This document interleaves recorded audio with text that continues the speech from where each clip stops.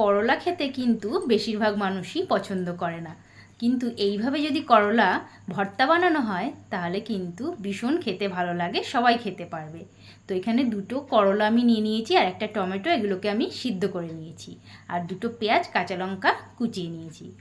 আর tomato আর করলাগুলো সিদ্ধ হয়ে গেলে ওগুলোকে তুলে টমেটোটার খোসা আমি ছাড়িয়ে নেব। আর করলার ভিতরে বীজগুলোকেও আমি বের করে নেব।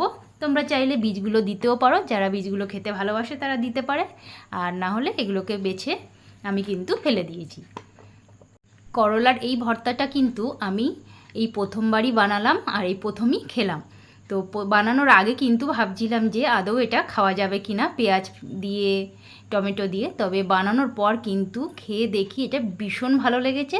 তো এইভাবে ভালো করে দেখো টমেটো আর করলাটাকে চটকে নিয়ে তারপর লঙ্কা কুচি, পেঁয়াজ কুচি, সামান্য একটু হলুদ আর স্বাদ মতো লবণ, আর এরপর দিয়ে দেবো এখানে সর্ষের তেল, এগুলোকে দিয়ে ভালো করে মাখিয়ে নেব। ভালো করে মাখিয়ে নিয়ে রেডি করে আবারও আমি কিন্তু এই ভর্তাটার উপরে একটু সর্ষের তেল দিয়ে দেবো, এতে স্বাদটা কিন্তু আরও বেশি ভালো লাগবে। তো এই ভর্তাটা বানানোর পর আমি খেয়ে দেখি ভীষণ ভালো লেগেছে। যারা করলা খেতে পছন্দ করে না, আশা করি এই ভর্তাটা বানালে তারাও সুন্দরভাবে খেয়ে নেবে। তো টাটা, সবাই ভালো থেকো, সুস্থ থেকো।